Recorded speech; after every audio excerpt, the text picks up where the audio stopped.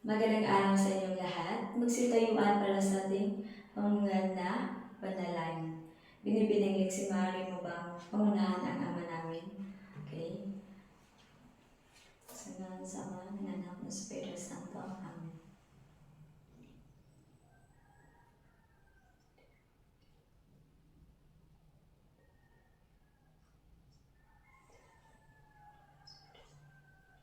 Maraming salamat, binibining ayusin muna ayusin niyo muna ang inyong upuan at pakipulot ang mga basura or kalat sa sahig bago kayo umupo. Okay, pwede na kayong umupo. Sino ang kalihim dito sa klase? Okay, binibining maaari ko ba malaman kung sino ang lumiban ngayon sa ating klase? Okay, maraming salamat, Bia. Kamusta ang araw niyo ngayon? Okay. So, ngayon ay panibagong araw at paksa naman ang ating tatalakayin. So, bago tayo magpapatuloy, nais ko muna basahin nyo ng sabay-sabay ang layunin. Sa loob ng isang oras, ang mag-aaral ay inaasahan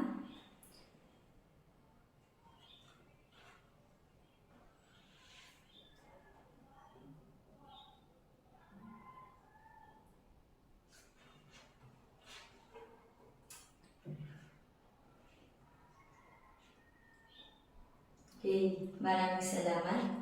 So, sa araw na ito, bago tayo magsisimula, ay may hinihanda akong gawain. Pangkat-pangkatin ko kayo ng dalawa para mas madali sa kaliwang ay ang unang pangkat, habang sa kanan naman ang pangalawang pangkat. May ibibigay ako ng isang larawan.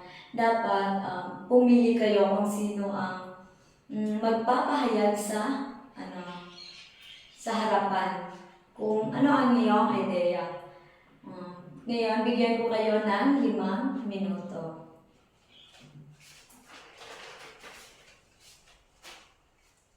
Okay.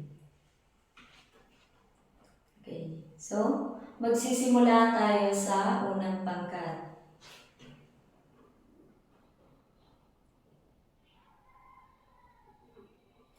Okay, maraming salamat. Unang pangkat ngayon ay ang pangalawang pangkat naman.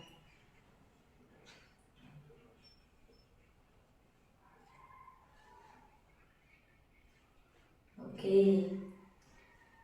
Magaling at nabigyan nyo ng mga pahayag at ideya.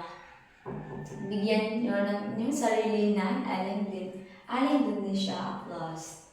Ganito. 1, 2, 3. 1, 2, 3. Very good, very good, very good. Kayo nga? Okay, maraming salamat. So, batay sa ating ginagawa kanina, anong nasa isip nyo or ano ang iyong idea kung ano ang ating paksang tatalakayin? Mari ba kayong magbigay ng ideya? Okay, wala. So, dahil walang sumagot, ako ang pipili. Binibining Krisha, maaari bang magbigay ka ng ideya? Or kung ano ang iyong nasa isip, kung ano ang ating paksa ngayon.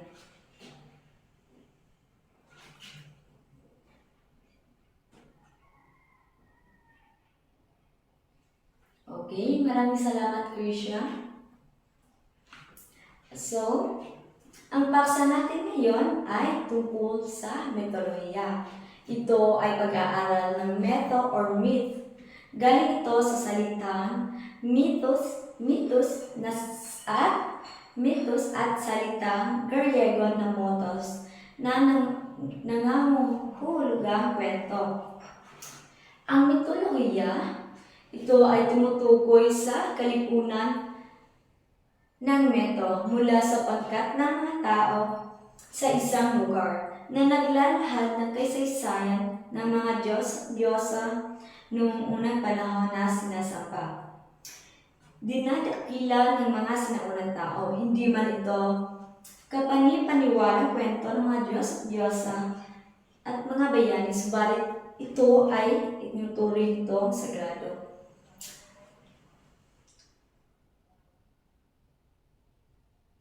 At dito, may mga elemento ang mitolohiya. Ang una ay ang tagpuan, pangalawa, tauhan, pangatlo, at banghay. Pwede niyo bang basahin ito ng sabay-sabay? Okay, dito na muna. So, sa tagpuan, dito ang magkita nyo kung saan ginaganap ang kwento or yung kung saan lugar dito makikita. At ang tauhan naman, ito yung mga pangalan or yung Diyos at dito magkita yung mga Diyos at Diyosa. At sa banghay ito yung pagkasunod-sunod. Para mas maunawaan nyo ang mitolohiya, ito ay may kwento. Makinig kayo, may ipapakita akong video tungkol sa mga Diyos at Diyosa sa mitolohiyang Griego. Pwede kayong mag-take notes or gusto nyo lang makinig kayo para may sulat kayo or may sa takdang aralin. Ang video na ito ay tungkol sa mga Diyos at Diyosa ng mitolohiyang Griego. Una ay si Zeus. Siya ang Diyos ng kalangitan at kulog. Sa mitolohiyang Griego, siya ang pinuno ng mga Diyos. Ang pinakamakapangyarihan, pinakamataas o supremong Diyos ng sinaunang Griego. Ang sandata ni Zeus ay ang kidlat na may kasamang malakas na kulog, kaya't kilala rin siya bilang Zeus, ang tagapagkulog. Sa mitolohiyang Romano, siya ay kilala bilang si Jupiter, habang sa mitolohiyang Etruscano naman, siya si Tenia.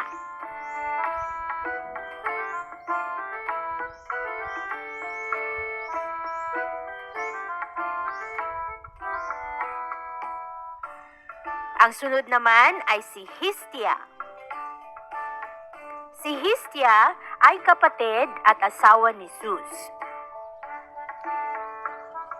Siya ang diyosa ng apuyan at tahanan. Siya ang pinakamatandang anak na babae ni Kronos at Rhea.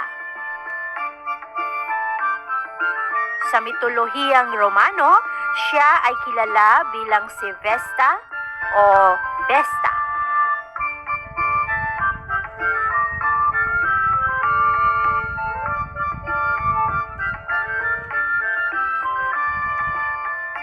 Ang pangatlo naman ay si Hermes. Si Hermes ang Diyos ng komersyo at biyahero. Siya ang Diyos na mensahero ng mga Diyos at mga Diyosa. Siya rin ang gabay ng mga manlalakbay, kabilang ang mga nagbabiyahe patungo sa mundong ilalim. At si Hermes ay kilala sa mitolohiyang Romano bilang si Mercurio.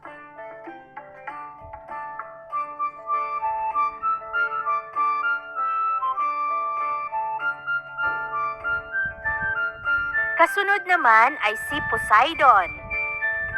Si Poseidon ang Diyos ng dagat, lindol at kabayo. Isa isa sa mga tatlong anak na lalaki ni Cronos at Rhea. Sa paglalarawan ng kanyang katangian ay may hawak siyang sandatang peroya o tridente. Yan si Poseidon.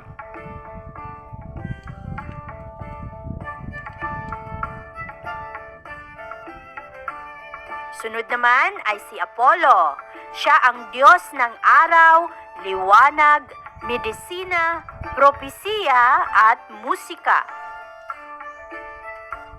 Siya ay anak na lalaki ni Zeus kay Leto at kakambal ni Artemis.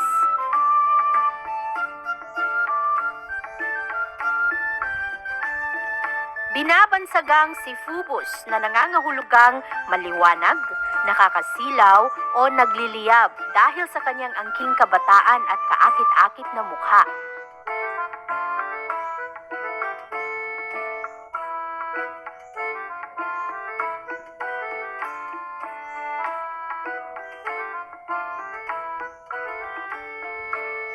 At nariyan rin si Athena, ang diyosa ng karunungan, digmaan, sining, industriya at hustisya.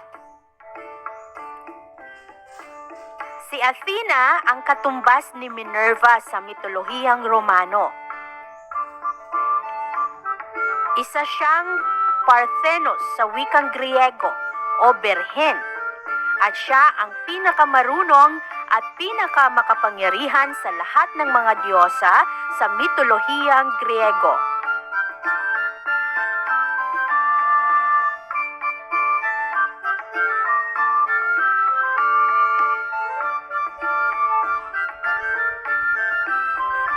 Sunod naman ay si Aphrodite.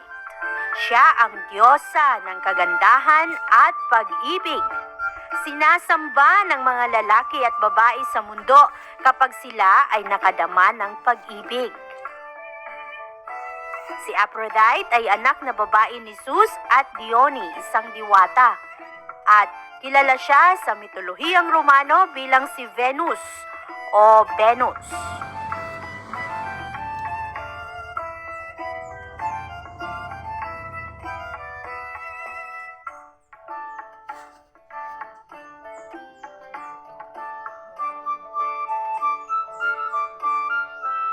Nandiyan rin si Ares,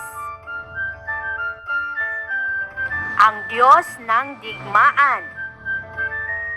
Kinatatakutan ng lahat ng mga Grego ang galit ni Ares. Kabilang sa kanyang katangian ay ang pagiging kaaya-aya at malakas na lalaki, subalit laging handang pumaslang. Kilala bilang Marte o Mars sa Romano at Laran naman sa mitolohiyang Etruscano.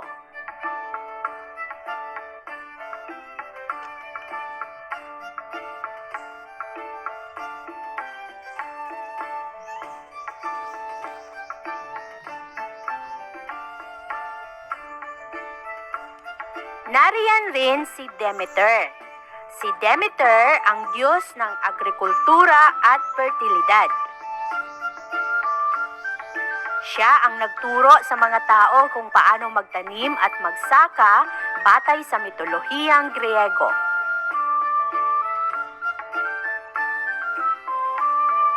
Kilala siya bilang si Ceres o Ceres sa mitolohiyang Romano.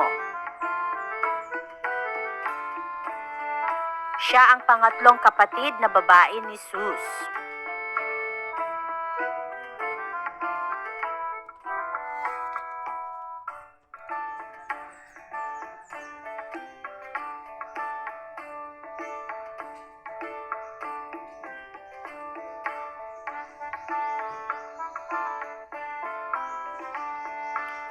Nandiyan rin si Artemis, ang diyosa ng buwan at pangangaso. Siya ay dalagang diyosang nagsasanggalang ng proteksyon sa mga kabataan ng mundo. At ang kanyang paboritong hayop ay ang usa at nagbibigay din ng pagkalinga sa iba pang mababangis at maiilap na mga hayop. Sa mitolohiyang Romano, kilala siya bilang si Diana.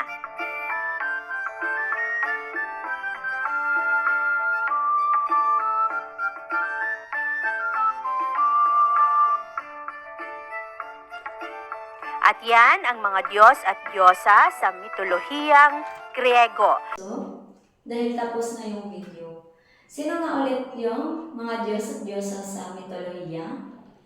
Okay, Grace? Okay, maraming salamat. Talagang nakikinig ka. Sino pa? Sino makapagbibigay kahit dalawa or tatlo? Julian? Okay, maraming salamat. Bigyan nyo ng 5 palpak sina Julian at Grace. So, uulitin ko, ang mga Diyos at Diyosa na nasa video ay sina Zeus, Hermes, Poseidon, Apollo, Athena, Aphrodite, Ares, at Demeter. Ito ay may 12, ngunit sa video ay 9 lang sila. Para hindi ko inilagay lahat dahil marami na at para makapili kayo kung sino talaga ang inyong pipiliin.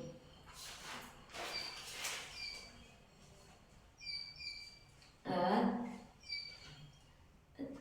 para sa inyong takdang aralin mamaya, dapat kayong makinig dahil dito ay may 5 bahagi sa paggawa ng akda or kwento. So, sa paggawa ng kwento or akda, ang una ay ang panimula. Pinakilala ang mga tauhan. Di ba yung sa unahan kwento dapat pinakilala yung mga tauhan sa kwento. At pangalawa ay saglit na kasiglahan. Panandalian, tagpuan ng mga tauhang masasangkot sa suliranin. At ang pangatlo ay ang kasukdulan. Nakakamtan ng tauhan ang katapuran o kasawian ng kanyang pinaglalaban. At pang-apat ay ang kakaslasan. Ito ang kulay sa wakas ng kwento. At ang panghuli ay ang wakas. Basahin sabay-sabay. Ito ang resolusyon ng hihinat ng kwento. Okay. Sa wakas, dito natin makikita sa kwento kung masaya ba ito or malungkot. Nakadepende sa manunulat kung anong gusto niyang kung ano ang gusto niyang wakas. Naintindihan lang ba? Okay. Ngayon ay dumako na tayo sa pagtataya. Paano to? Makinig. Kumuha ng isang kalahating papel at pumili ng pinakadakilang Diyos at Diyosang mitolohiya at isulat sa kalahating papel kung bakit mo ito pinili at ipaliwanag kung bakit. Naintindihan? Okay. At para sa inyong takdang aralin, para sa inyong takdang aralin, gumawa ng sariling akda na nagpapaliwanag kung paano harapin ang hamon sa buhay, paaralan o sa lipunan. Ngayon, na nakadepende kung tungkol saan yung pipiliin gamit ang Diyos at Diyos ang inspirado dito sa mitolohiya. At dito, meron tong pamantayan. Huwag kayong mag-alala dahil isisend ko din ito sa inyong GC. Wala na ba mga katanungan? Okay. At doon na natatapos ang ating tatalakayin.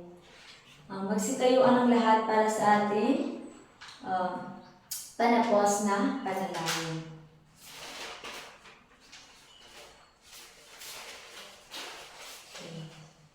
Sa ngalan ng Ama, ng Anak, ng Espiritu Santo. Amen. Panginoon, salamat po sa paggabay at natiwasay sa pagtatalakay. Ngayon, naway manatili ito sa kanilang isipan at puso at magsisilbing gabay. Patuloy mo kaming ingatan at bayan. Sa ngalan ng Ama, ng Anak, ng Espiritu Santo. Amen. At doon nagtapos ang ating paksa. Maraming salamat, Baitan, and bye!